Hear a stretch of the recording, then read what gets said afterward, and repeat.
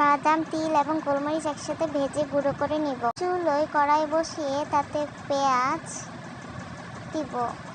কিছুক্ষণ নেড়ে নিয়ে তাতে হলুদ গুঁড়ো, মরিচ গুঁড়ো দিয়ে নেব।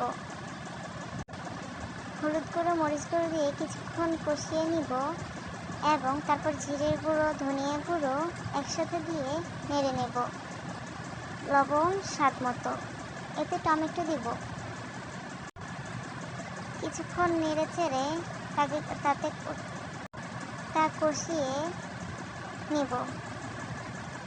অপেক্ষা করব একটু নরম হওয়ার জন্য। ভালো করে কষিয়ে নিতে হবে। কষিয়ে নিচ্ছি 2-3 মিনিটের মতো।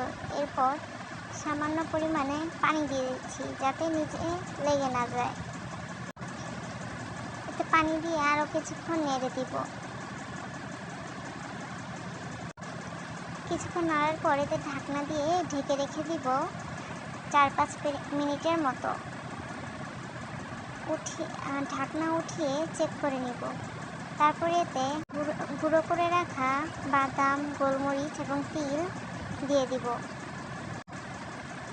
দিয়ে ভালো করে একটু নেড়ে নিচ্ছি।